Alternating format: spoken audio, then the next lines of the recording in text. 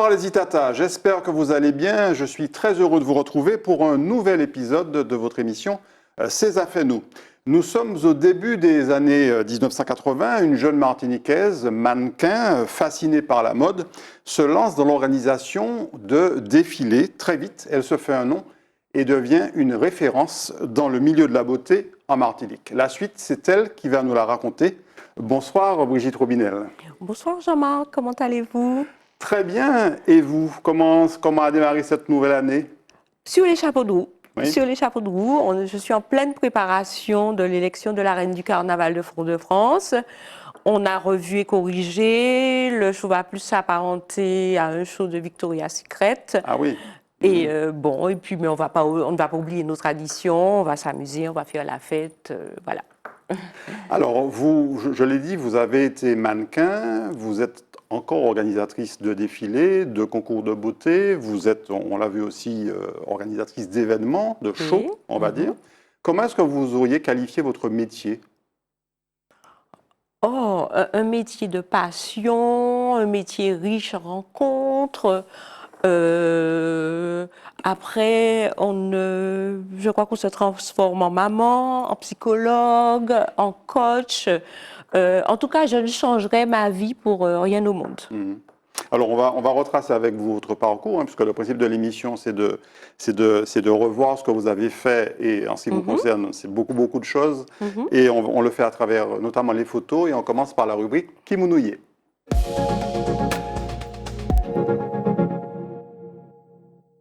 Alors, Brigitte Robinel, comment est-ce que vous décririez votre personnalité en quelques mots? Alors, je dirais volontaire, persévérante, mais malgré tout douce et aimante, positive aussi. Voilà. Alors, alors on n'a pas de photo de vous jeune. C'est vrai que tout le monde n'a pas forcément conservé des photos de sa jeunesse ou de son enfance. Quel souvenir vous conservez de cette enfance? Vous l'avez passé dans quelle commune d'abord? J'ai toujours été de Fort-de-France, je suis une Foyalaise. Je suis une Foyalaise. Et alors, les souvenirs de mon enfance, j'étais une petite fille dans sa bulle. Et dans mon monde imaginaire, avec mes envies. Et je ne faisais que ce que j'aimais bien. Ce que je voulais. C'est-à-dire, par exemple, je refusais de rentrer dans une autre voiture que celle de mon père. Voilà, donc je refusais de me mettre dans une file d'attente s'il y avait des gens que je ne connaissais pas. Et, donc, il y avait un petit côté un petit peu sauvage quand même, presque. Ou presque, méfiante en tout cas, méfiante. Presque.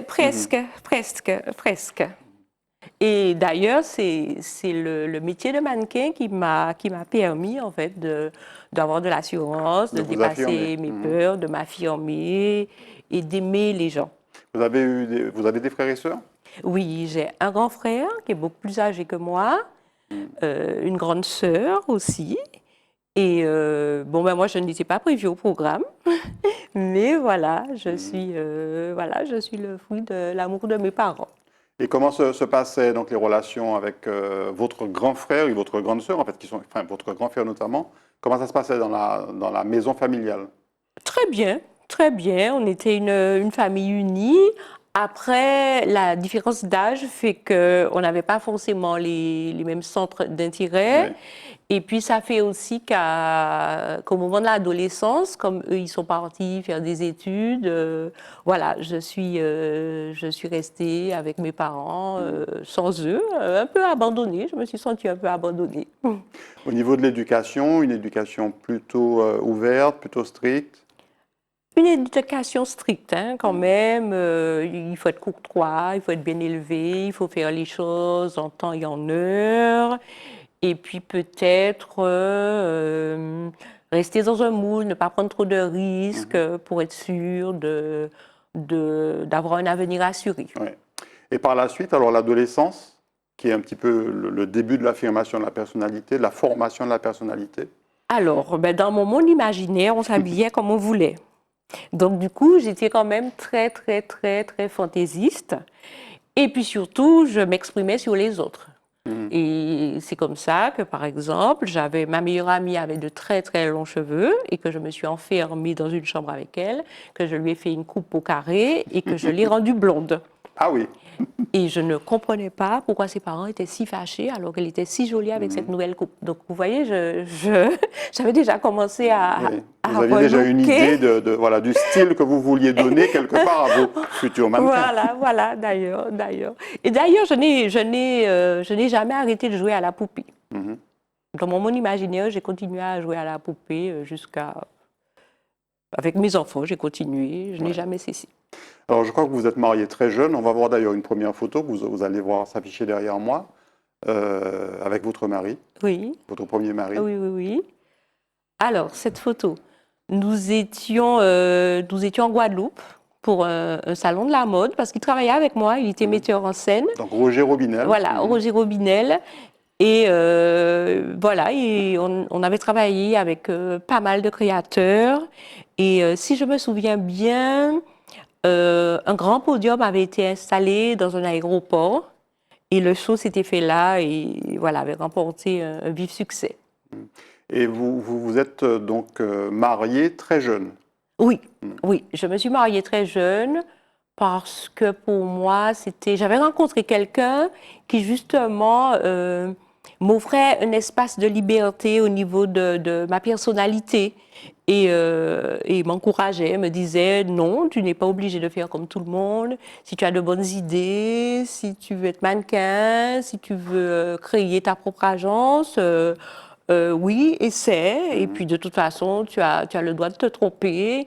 Et pourquoi ça ne marcherait pas? Et effectivement, il a eu raison puisque ça a fonctionné très très très vite. Vous aviez une vingtaine d'années. Voilà. Et ça a été pour vous un moyen, le mariage, en fait, un moyen de quelque part de vous émanciper. C'est exactement ça. C'est exactement ça. Et puis, j'ai été maman très tôt aussi. Et en fait, je voulais être maman pour me sentir adulte.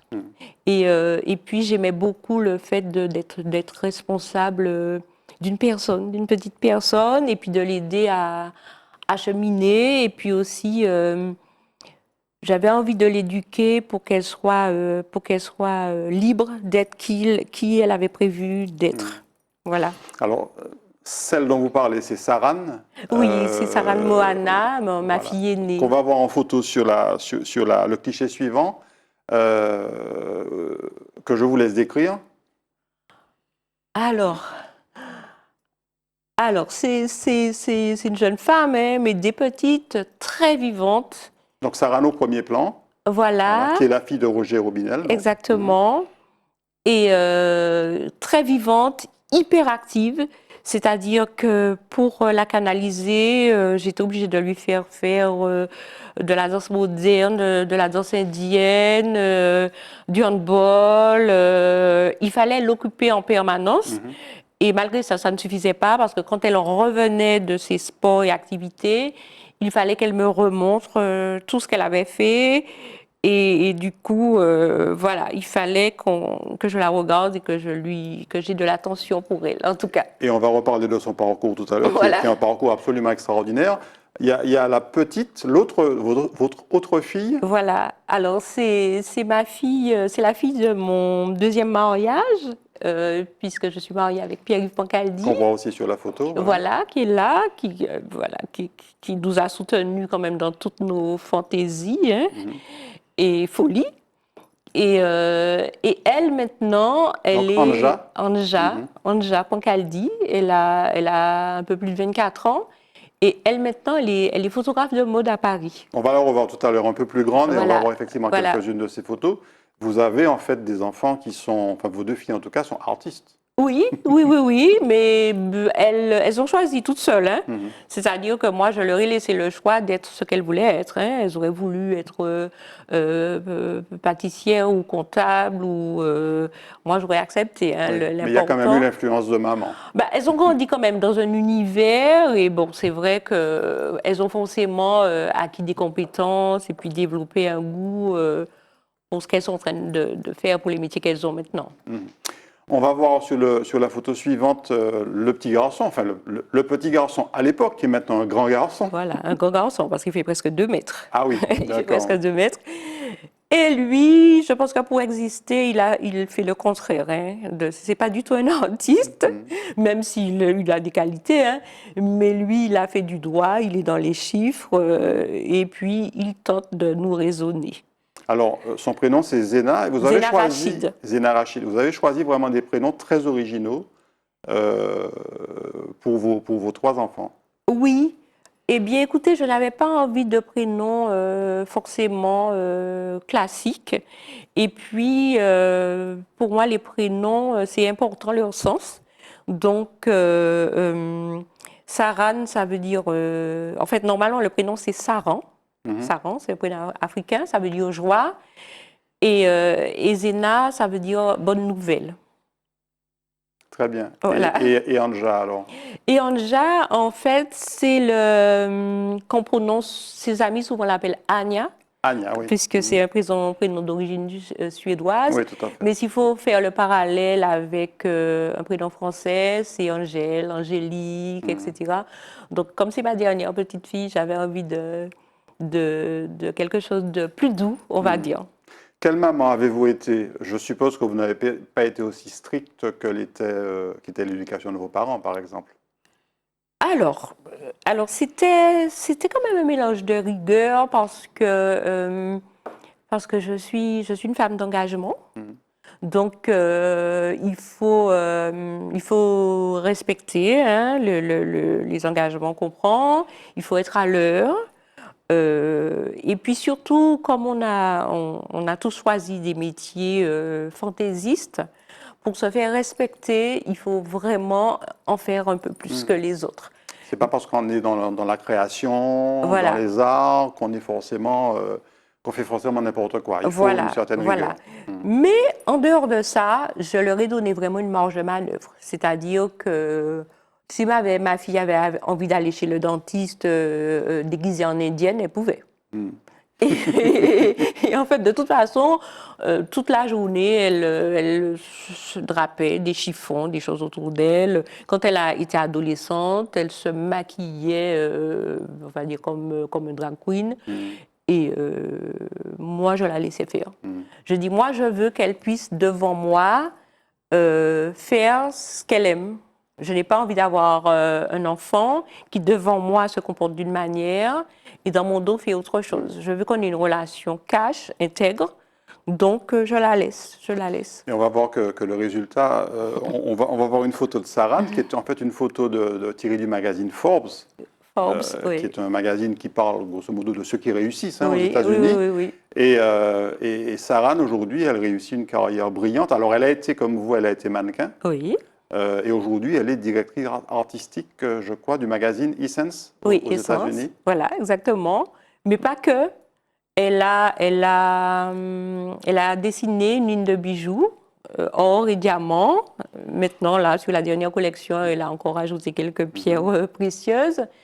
Et elle s'est inspirée du canage, de la vannerie, en fait. Mais elle a réussi à faire des choses quand même très modernes. Et sa marque de bijoux s'appelle alors ça fait américain, mais ça fait créole aussi. Sa marque de bijoux s'appelle Manlu. Manlu. Alors les Américains disent Manlu, mais elle sait bien que c'est Manlu. Parce qu'en fait, c'est ses copines qui, quand elle s'est mariée avec son mari, qui est médecin, c'est ses copines qui l'ont appelée Manlu. Parce que son nom de famille, c'est Lu, c'est ça? Lu, voilà. Et qu'est-ce que ça fait à une maman, même si vous avez l'habitude des strass, des paillettes et de tout ce qui est beau, en fait, de tout ce qui est clinquant, je parle notamment au niveau des défilés, des modèles, qu'est-ce que ça fait de voir sa fille comme ça, réussir à ce niveau-là aux États-Unis, faire la une ou faire une page dans Forbes, c'est extraordinaire. Alors, vous savez quoi? Alors, c'est terrible. Mais en fait, pour moi, c'est normal. C'est normal, j'avais prévu ça pour elle. J'avais prévu ça. Une telle réussite. Oui, oui, je l'avais imaginé. Et je l'avais préparé pour ça, mais gentiment. Pour moi, en fait, moi, je pense que quand on travaille pour, quand on ne se met pas de limites, quand on a la foi, on croit en soi, on réussit. On réussit et on vit ses rêves. Mais je le dis très simplement, je le pense vraiment. Hein. Oui. Et pour Anja, vous aviez envisagé aussi, on va voir Anja en photo là, vous aviez envisagé aussi pour elle un tel parcours. Alors on va la voir, on va voir la photo s'afficher. Anja qui aujourd'hui est photographe de mode, vous l'avez dit. Alors là on la voit en l'occurrence là, elle faisait le mannequin. Oui, exactement. Ben, Anja, petite, elle filmait beaucoup. Elle avait toujours une petite caméra, elle filmait tout, même nous en douce d'ailleurs. Et je pensais qu'elle se serait dirigée vers le cinéma. Et puis à un moment, elle s'est vraiment passionnée pour la photo. Et puis, et pour le moment, je dis bien pour le moment parce qu'elle est encore jeune, pour le moment, les opportunités de la vie lui ont permis de devenir photographe de mode. Donc elle vit à Paris. Elle vit à Paris, elle a vécu à Londres aussi, mais maintenant elle vit à Paris et elle travaille avec des agences de mannequins et elle photographie tous les nouveaux talents.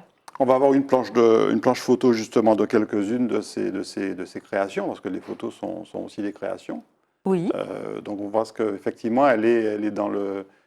On est dans un registre qui est très moderne en tout cas. Oui, voilà. Alors ça c'est à Monaco en fait. C'est les créateurs de cette marque-là. Ce sont des jeunes hein, d'ailleurs, des jeunes. Et ils voulaient des choses mises en scène. Alors souvent elle a des photos où les gens sont beaucoup... c'est très théâtral. C'est très théâtral. Elle a vraiment une touche particulière. Pour la mise en scène notamment. Pour la mise en scène. Alors où elle photographie beaucoup les hommes. Elle aime particulièrement photographier les garçons. Ou alors, quand il y a d'autres figurants, c'est vraiment théâtral. Voilà. Alors on va en revenir à Brigitte Roubinel parce que c'est votre émission. Oui. Et on va voir, pour terminer cette rubrique Kimounouye, on va voir vos débuts en fait en tant que je ne sais même pas si on peut dire mannequin déjà, hein, parce que vous avez fait en fait vous avez été au centre d'une grande affiche qu'on va voir s'afficher justement. Ah oui, pardon, j'ai oublié, désolé. Donc là, c'est effectivement, on reste dans le registre familial, on revient dans le registre familial. Là, c'est donc une fille, la fille de Roger Roubinel. C'est la fille de Roger. Une autre fille de Roger. Oui, c'est la fille de Roger, Karine Mercedes, qui a partagé notre vie. Donc, quand je me suis mariée avec Roger, elle était là, elle avait 13 ans. Et puis, on a grandi ensemble. Oui. On a grandi ensemble. Et elle était elle aussi dans le mannequinat? Non, pas du tout. Pas du tout. Pas du tout. Et mais là, c'est récent, hein, c'est assez récent hein, cette photo. Et là, j'ai eu envie, en fait, donc du coup, elle était dans un autre univers, elle vivait à Paris. Et comme elle est revenue vivre en Martinique et qu'elle est très jolie, j'ai eu envie de la prendre en photo. Et là, cette photo, c'est devant l'église de Sainte-Anne.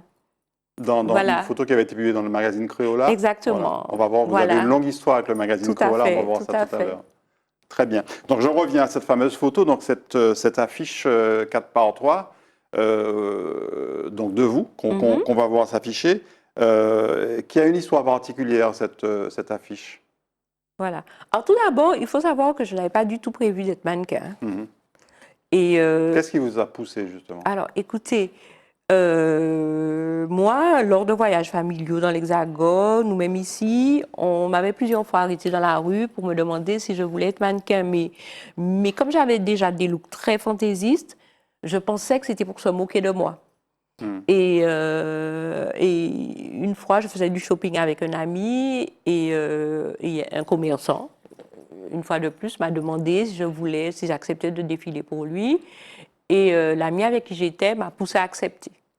Mais pourquoi? Parce que vous aviez déjà une prestance naturelle, on va dire?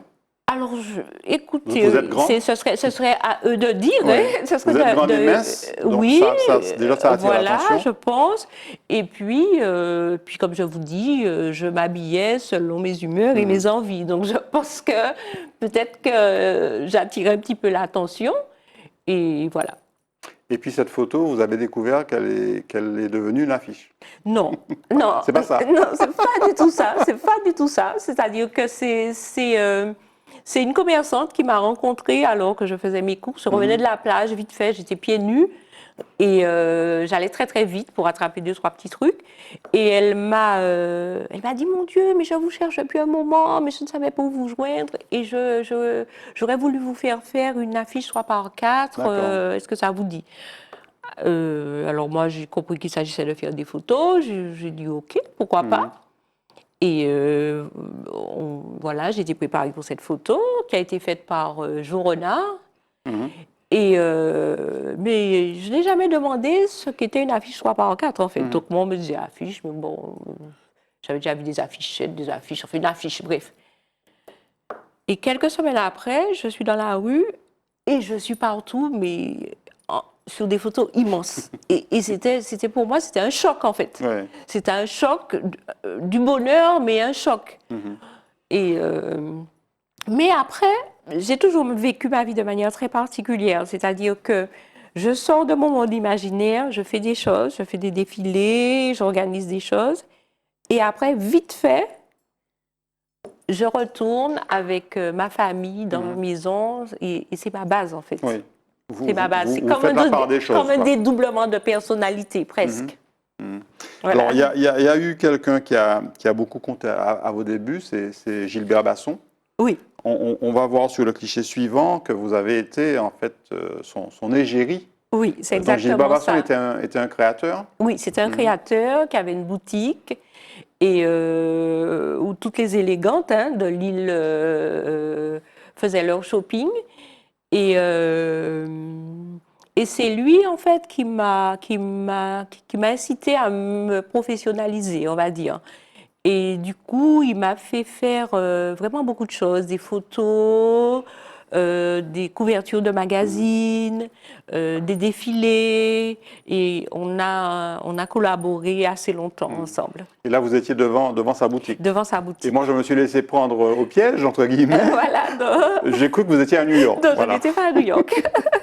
J'étais à Fort-de-France. Et ça a été vraiment pour vous le déclic pour vous lancer dans cette carrière de mannequin? Déjà, j'ai commencé à gagner ma vie, en fait. J'ai commencé à gagner ma vie. Et puis, très vite, je me suis quand même rendu compte que les défilés s'improvisaient, même s'il y avait des gens talentueux, etc. Ouais. Donc, j'ai eu l'idée de monter une structure professionnelle que j'ai appelée Martinican Mode Experience, où on proposait aux boutiques de l'époque, aux créateurs, des défilés clés en main. Et du coup, on trouvait le lieu, on organisait tout, on trouvait les mannequins, maquilleurs, coiffeurs. On va le voir dans la partie suivante, mais c'est vraiment la rencontre avec Gilbert Basson qui a en fait été l'élément déclencheur quelque part pour vous. Ou bien vous aviez déjà, à ce moment-là, lancé votre activité? Non. En fait, avec Gilbert Basson, j'étais mannequin. J'étais mannequin et je pense que... Et après, j'ai travaillé pour d'autres personnes, hein, mais c'est plutôt, on va dire, l'amateurisme, en fait. Ouais. Nous, les mannequins, enfin, on subissait les conséquences de l'amateurisme, et puis j'ai eu envie de faire que les choses soient parfaites. Alors, on va voir comment ça s'est passé dans la rubrique Matinique.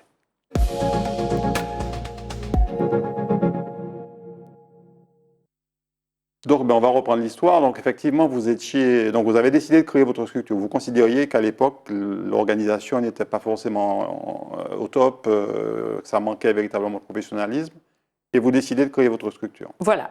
Alors, bon, j'avais la chance d'avoir un mari metteur en scène en même temps, hein. Donc, oui, je crée ma structure. Et du coup, mais très vite, succès total. Ça veut dire que vous aviez déjà décidé de ne pas être simplement mannequin, mais aussi d'être clairement chef d'entreprise et d'organiser vous-même. Mais en fait, même pas. Vous voyez, c'est comme quand je suis devenue mannequin. J'ai eu envie que les choses soient mieux faites. Mais j'ai fait ça par passion. Je n'ai pas fait ça pour créer une entreprise. Mais finalement, je me suis retrouvée à la tête d'une entreprise. Et en plus, c'est allé tellement vite que je n'ai même pas eu le temps de réaliser. C'est-à-dire qu'en août 84, on crée cette structure. Bah, déjà, on réussit à avoir un défilé par semaine. Dès le premier défilé, les gens ils font la queue pour assister au défilé. C'était l'impératrice? Non. Pas encore. Non, non, non. Non, non, non. C'était dans une boîte de nuit, Lipo, à l'époque. Lipo, oui, tout à fait. Mais on utilisait la boîte de nuit comme lieu, mais ça commençait beaucoup plus tôt. C'est-à-dire, une boîte de nuit, ça s'ouvre vers 21h, 22h, je ne sais plus quoi. Mais on le faisait beaucoup plus tôt, plus à l'heure du cocktail. Oui.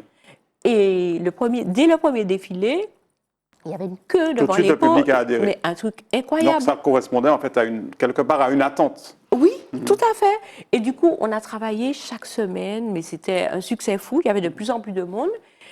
Et ça nous a valu une invitation à Barbade. Et on s'est retrouvés invités par le gouvernement barbadien pour un show.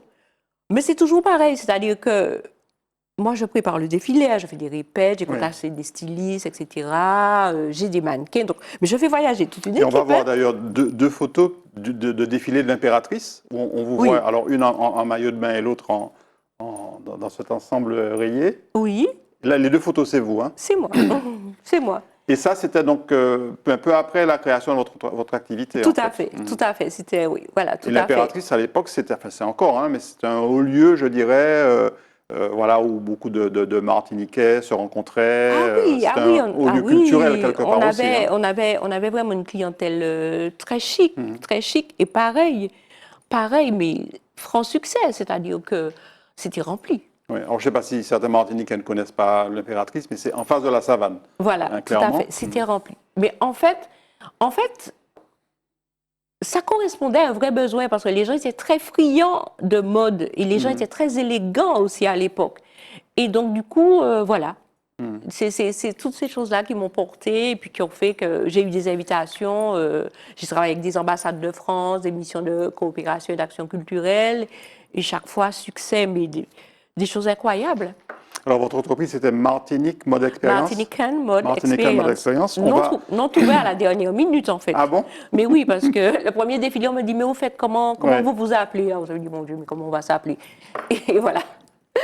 Et on va voir sur le cliché suivant que, à ce moment-là, vous organisiez, vous avez créé des événements, mais aussi vous étiez en fait quelque part, vous faisiez la promotion des boutiques, comme là, par exemple, Mode Jack Boutique. Oui, on a travaillé avec les boutiques et les créateurs, et du coup, très vite aussi, quand on s'est mis à voyager, on s'est retrouvé à faire la promotion de nos talents martiniquais. Parce que ça, c'était effectivement, dès le départ, vous avez voulu en fait travailler avec des créateurs martiniquais. C'est pas simplement mettre en valeur des vêtements vendus dans des boutiques, c'était avant tout travailler avec des créateurs martiniquais. Oui, c'est-à-dire qu'à l'époque, c'est vrai qu'on achetait beaucoup de vêtements qui venaient d'ailleurs, mais comme j'ai travaillé beaucoup avec des lycées professionnels et des écoles de coupe et couture, je me suis rendu compte qu'il y avait des gens vraiment, vraiment talentueux. D'ailleurs, je pense que couturière, en tout cas, c'est peut-être l'un des plus vieux métiers de notre île, en fait. Absolument. Et j'ai décidé, en fait, de me mettre à leur service. Ils se sont mis à mon service, parce qu'ils m'ont accompagnée aussi, mais je me suis mise aussi à leur service. J'ai d'ailleurs créé la première boutique de créateurs en Martinique. Il y a eu aussi, pour Monette Désirée, pardon, excusez-moi, Monette Désirée, qui était, on va voir le cliché suivant.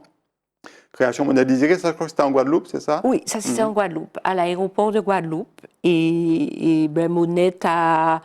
vous savez, ça va vite, hein? Les deux îles sont sœurs. Quand vous faites quelque chose, tout se sait. Et Monette nous avait sollicité pour organiser un grand défilé qu'elle a organisé. Voilà. Et puis vous parliez tout à l'heure du fait que vous ayez aussi présenté vos défilés dans la Caraïbe. Et vous avez même fait la une de magazine barbadien, oui, tout à fait. Qui s'appelle Premier Choix. Exactement. Alors le nom du magazine est en français. Voilà. Et ça, c'est déjà une première reconnaissance, une reconnaissance caribéenne en fait. Oui. Clairement. Oui, ah oui. Mais c'est que du bonheur, hein, ça. C'est arrivé que mon avion atterrisse à Barbade et que je tombe sur une affiche où ils annoncent le show pour lequel je suis là. Et je vois marqué The Famous Bridget. Wow. Alors, vous voyez, c'est des choses, mais c'est toujours pareil, hein, comme Oui. je vous explique. Je vois ça, je suis contente, je vis l'émotion, je fais ce que j'ai à faire le mieux possible et je retourne m'occuper de mes enfants. Et les Barbadiens, par exemple, ont eu la même réaction que les Martiniquais, c'est-à-dire que c'était la fascination pour les défilés de mode que vous organisiez, c'était un intérêt marqué pour les créateurs locaux. Oui, oui, on a aussi travaillé à Trinidad, on a aussi travaillé à Sainte-Lucie, on a aussi travaillé à Saint-Martin, sur Paris aussi, on a fait des choses. Et ben, vous savez, les gens aiment rêver. Donc, quand vous leur proposez un spectacle magique, avec une bande son, avec un décor, voilà, c'est comme un beau tableau, c'est comme, voilà, tout le monde est sensible à ce qui est beau. Alors, il y a eu ce magazine barbadien, mais il y a un magazine martiniquais qui a beaucoup, beaucoup compté dans votre parcours, c'est Créola. Et d'ailleurs, on va commencer un peu par la fin. C'est cette page sur laquelle, en fait, vous remerciez Créola pour tout le parcours fait ensemble. Oui, oui. C'était important pour moi parce que l'air de rien, dès le début, alors j'ai chaque fois été racheté avec les meubles, hein, parce que c'est un magazine du groupe France Antilles, et chaque fois il y a eu des changements de... Maintenant c'est un magazine du groupe France Antilles, mais il y a eu des changements de propriétaires, donc j'ai eu 3 changements de propriétaires. Au départ, c'est Karine de Jam qui a créé le Créola, je crois. Hein. Non, c'était des Français, les Consani, j'ai travaillé avec eux. Ensuite, Karine l'a racheté, ben, j'ai travaillé avec elle. Ensuite, ça a été racheté par France Antilles, donc j'ai continué. Et, mais ce qui est formidable, c'est avec Karine de Jaham, c'est que elle m'a laissé une marge de manœuvre considérable. Donc, du coup... Vous étiez quasiment la directrice artistique de Créola. On peut dire ça comme ça. Non, pas de Créola, des pages mode. Des pages mode, bien sûr. Des pages mode. Donc, c'était une grande partie du magazine quand même. Hein. Alors, les gens, en tout cas, aimaient beaucoup cette partie-là. Absolument. Et du coup, elle me laissait faire. Donc, je choisissais mon lieu, mon mannequin, mon thème, mes vêtements. Alors, bien sûr, j'avais un cahier de charge. Donc, il fallait quand même récupérer certains vêtements chez les annonceurs du magazine. Mais sinon, elle me laissait faire, quoi. Et ça, c'était juste top, quoi. Alors, on va passer en revue, c'est le cas de le dire, plusieurs pages et plusieurs créations de pages que vous avez faites pour Créola. On commence par Michel Belmatadoron. Voilà. Alors là, on était dans un pit.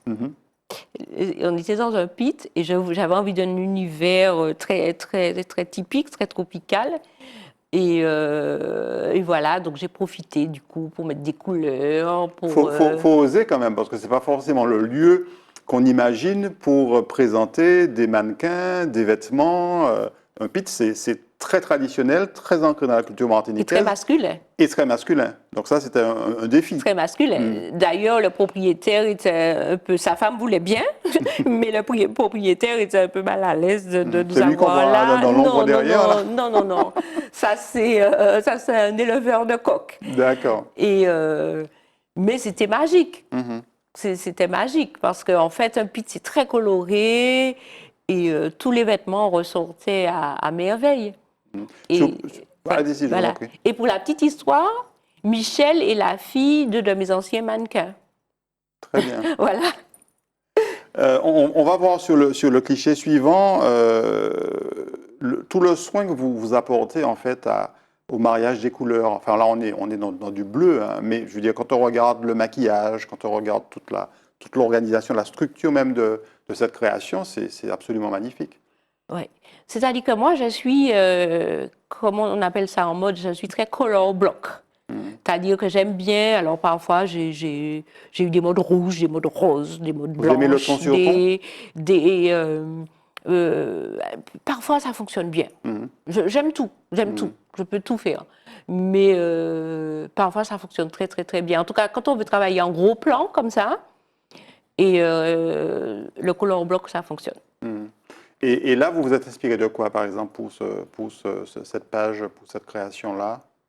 On a une jeune fille qui a un type très métissé, en fait.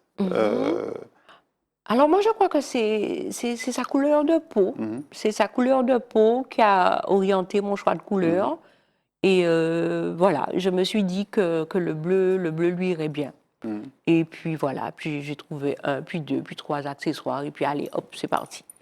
Vous êtes aussi inspiré du Jimi Hendrix style Oui. sur le cliché suivant, toujours tiré de Crayola. Ouais. Alors ça, je crois que c'est sur... je ne sais pas si c'est pas sur Arte ou Paris Première que j'ai vu un reportage sur Jimi Hendrix où il se nouait des foulards partout.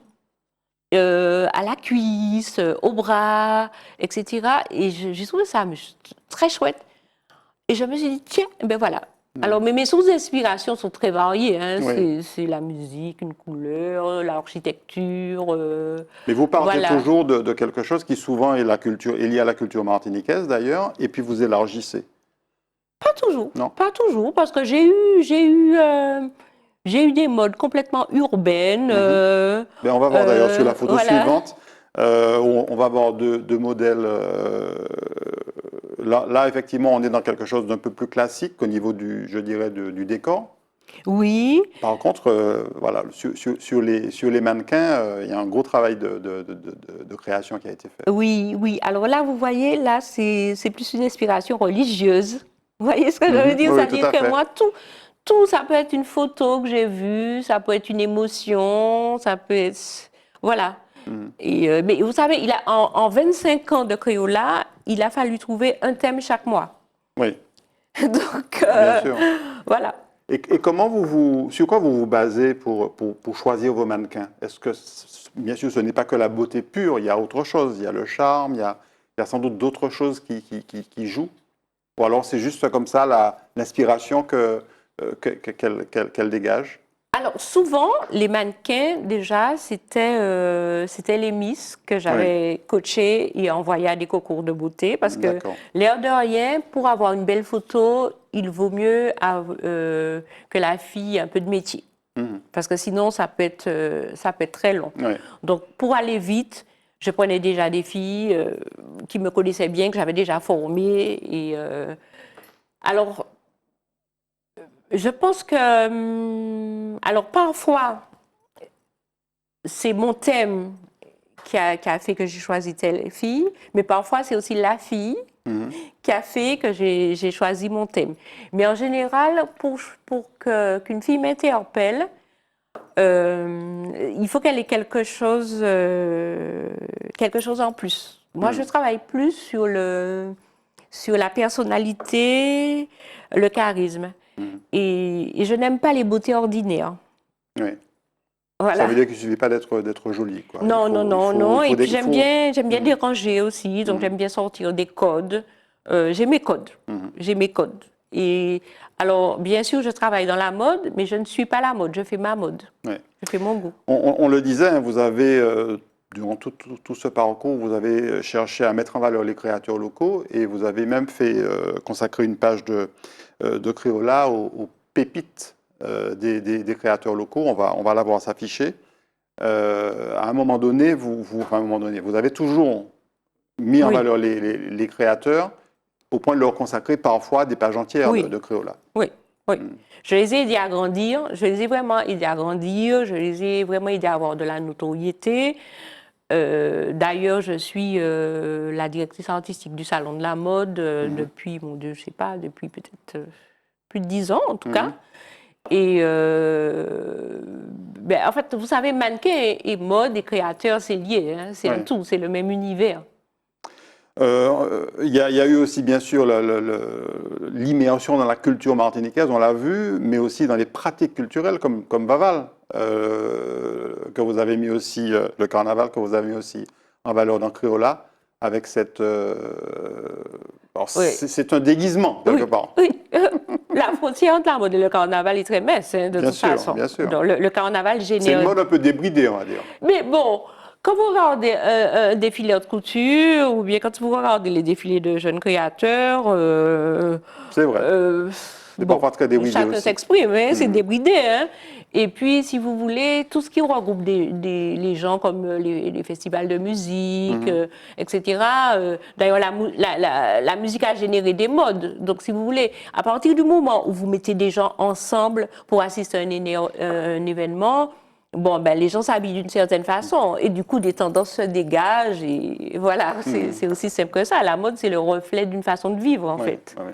Alors, vous avez été mannequin et vous avez aussi fait émerger plusieurs générations de mannequins. Oui. Et certains ont continué au-delà de la Martinique. On va voir cette photo d'une publicité pour une marque de cosmétiques et c'est quelqu'un, en fait, que vous avez découverte. Oui. Une fille que vous avez découverte et qui aujourd'hui fait... Voilà. Alors, elle a arrêté, en tout cas, une fois qu'on l'a découverte, qu'on l'a photographiée, on a tout de suite été contacté par Nivea pour avoir cette jeune fille, voilà, et donc elle s'est retrouvée un peu partout, on affiche, collée sur des bus, voilà. Mais vous avez permis en fait à un certain nombre de jeunes femmes de devenir mannequins, peut-être d'en faire leur métier. Oui, absolument, peut-être même au-delà de la Martinique. Absolument. Et même certaines, même à l'heure d'aujourd'hui, font le même métier que moi, c'est-à-dire que elles coachent des mannequins, elles travaillent pour des concours de beauté ailleurs dans le monde. Mais si vous voulez, c'est pas tant le fait de permettre à des mannequins d'émerger, c'est-à-dire que le métier de mannequin m'a guéri de mes peurs, m'a donné de l'assurance en tant que femme, c'est un métier, enfin je me suis servie de mon coaching d'ailleurs pour souvent réhabiliter des gens. C'est-à-dire que moi je me suis retrouvée parfois avec des jeunes filles complètement dépressives, les parents me les ont emmenées parce qu'elles étaient dépressives et du coup avec cette activité-là, j'ai pu leur redonner confiance en elles et redonner un sens à leur vie. Et particulièrement quand je les envoyais à des concours de beauté, si vous voulez, au lieu d'être dans la dépression, elles avaient un challenge, elles avaient un objectif et on les accompagnait avec bienveillance. Et du coup, je pense que ça a changé quelque chose. Et ça leur a permis notamment de trouver leur voie, de canaliser parfois leur peur aussi. Voilà, exactement. Et moi, si vous voulez, pourquoi je me suis intéressée au concours de beauté? Alors, on m'a sollicité pour être chorégraphe, Miss Martinique, je l'ai été au moins 5 ans, Miss Caraïbes Hibiscus, Vous devancez toujours un petit peu les sujets qui viennent, mais allez-y, Brigitte, on va venir juste après. Très bien, parfait. Et en fait, j'ai eu l'occasion de rencontrer des filles qui participaient à des concours internationaux. Lara Dutta, qui était Miss Univers 2000, Amelia Vega, Lara Dutta, c'était une Indienne. Amelia Vega, elle était de République Dominicaine. Et en fait, alors que je suis une femme, j'étais subjuguée. C'est-à-dire que, pas parce qu'elles étaient belles, bien sûr, mais c'était ce qu'elles dégageaient. Une assurance, une façon d'aller vers les gens pour leur parler, une élocution parfaite, des filles qui parlaient 5 langues. Et je me suis dit, mais c'est juste incroyable. Je me dis, mais c'est-à-dire que si tout le monde pouvait avoir cet atout-là pour démarrer dans la vie, mais les gens feraient des carrières d'excellence. Oui. Et souvent, les gens ont une espèce de regard, des préjugés sur cette activité-là, mais ils ne se rendent même pas compte de ce que ça peut changer dans la vie d'une jeune femme. C'est une excellente transition pour arriver à la dernière rubrique de l'émission, la rubrique politique.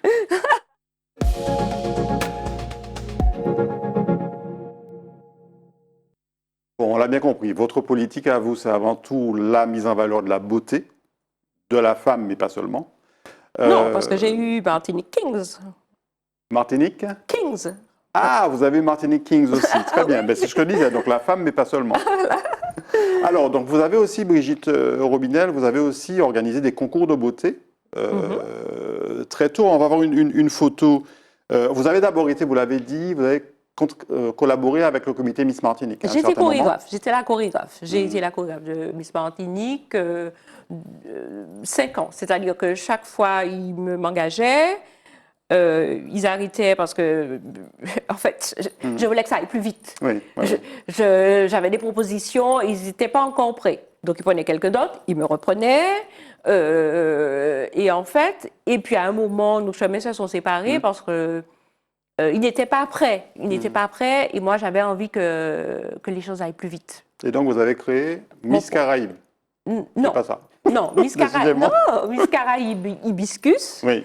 On va avoir une photo, Voilà. je crois qu'il date de 2003. Miss Caraïbes Hibiscus, c'était donc le premier concours de Miss que vous avez créé. Non. Non, c'est pas ça. Bon.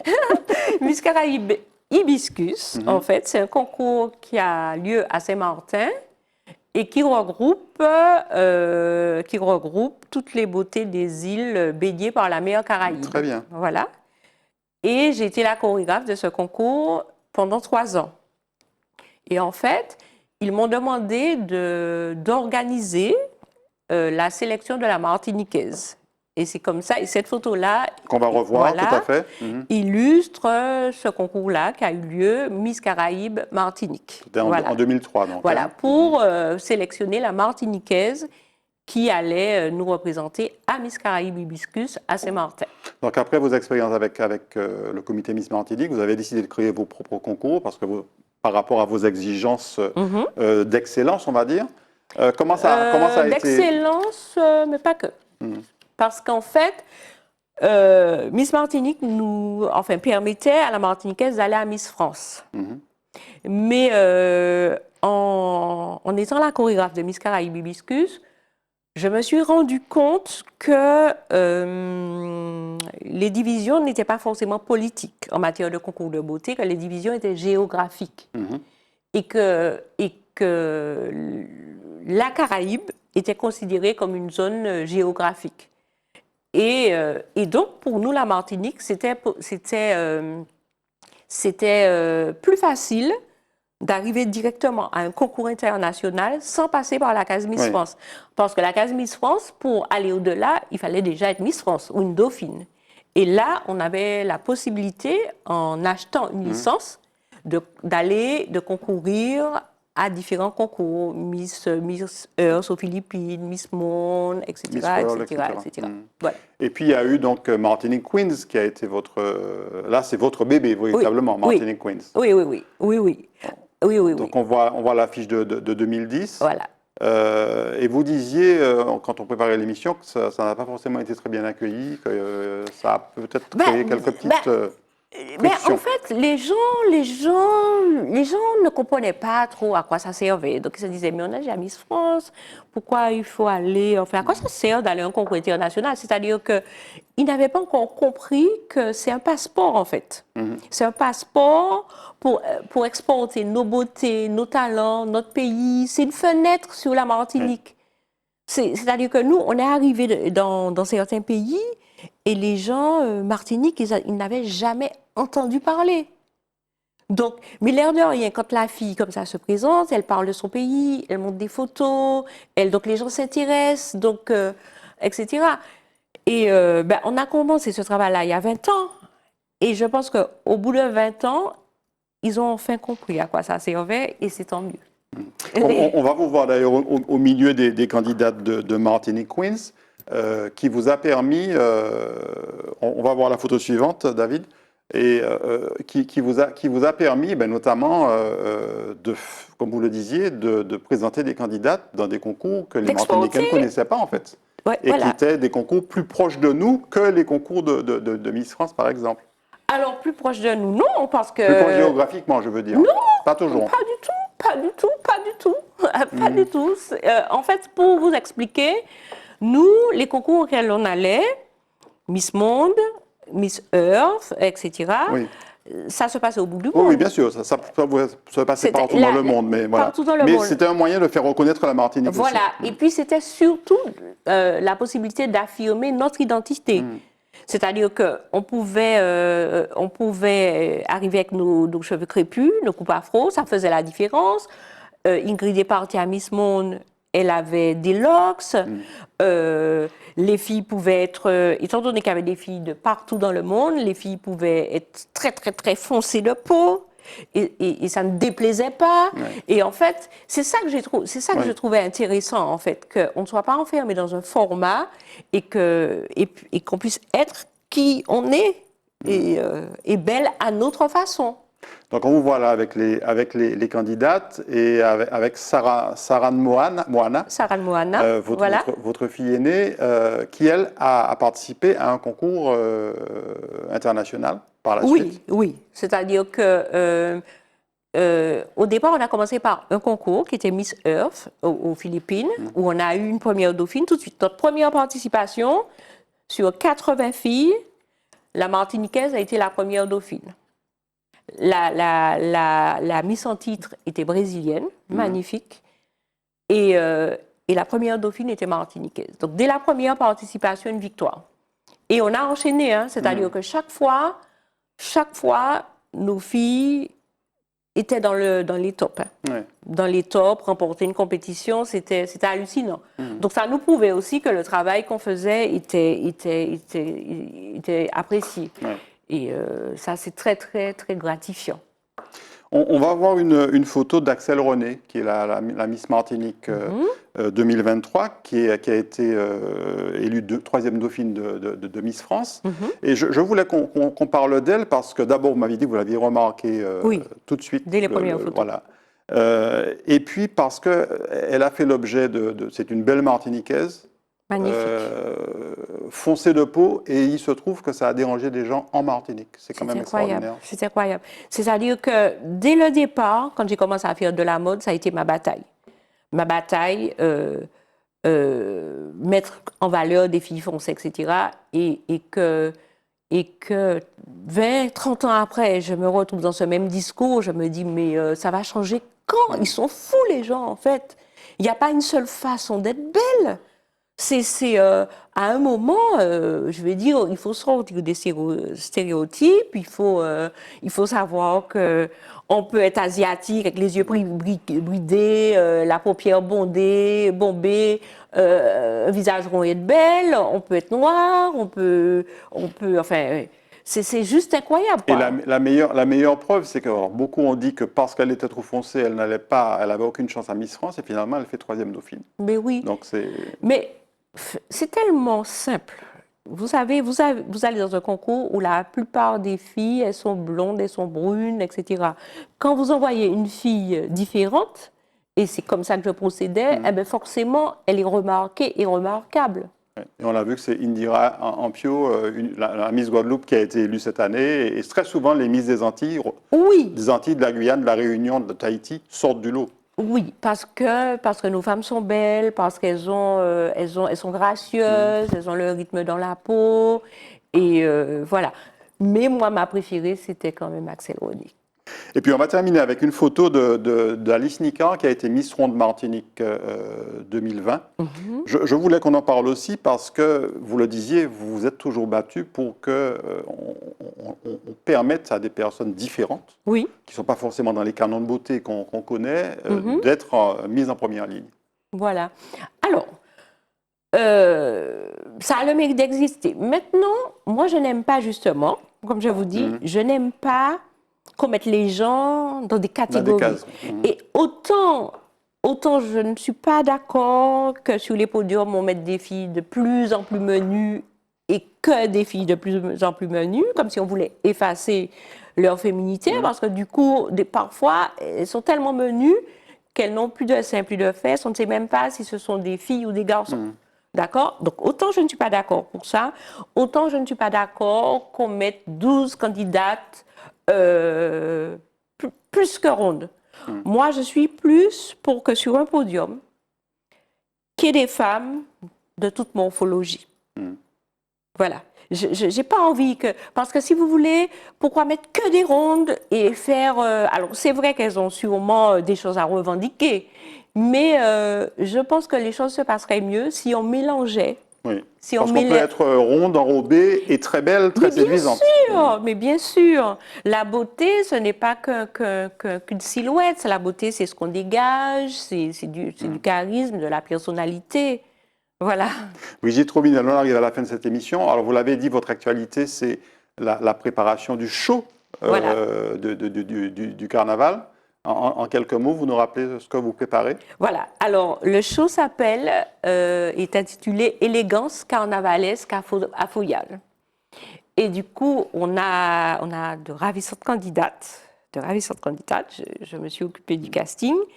Et alors, bien sûr, j'ai des créateurs qui me soutiennent pour cette manifestation, ont créé des choses qu'il faut venir découvrir, assez extravagantes, inspirées de la tradition, parfois très avant-gardistes. Et c'est un show mode et carnaval. C'est un spectacle. Qu'on verra quand Alors, c'est le dimanche 29 janvier. C'est au Grand Carbet à 15h. Et c'est un show qui est pensé un peu comme une revue. Voilà. Donc, je vous invite tous à venir. Et puis, je pense que c'est important que ça soit les Martiniquais qui choisissent la reine de la ville capitale. Et puis par la suite, ce show va voyager en fait, ou en tout cas les Miss qui vont être élues. Voilà. Alors on a prévu de répondre à des invitations. Voilà, on a prévu de répondre à des invitations et de participer à d'autres carnavals dans le monde et dans la Caraïbe aussi. Brigitte Robinel, merci beaucoup d'avoir retracé votre parcours extraordinaire avec nous. C'est moi qui vous remercie. Je m'excuse pour les petites erreurs, mais vous avez fait tellement de choses que parfois je me suis un peu mélangé les pinceaux. Voilà, merci en tout cas, et puis on va continuer à suivre votre actualité puisque vous continuez à être très active dans le domaine de la beauté. Merci de m'avoir permis de parler de mon parcours. Voilà. Merci beaucoup à vous, chers téléspectateurs de Zita, de nous avoir suivis. On se retrouve très bientôt pour un nouveau rendez-vous.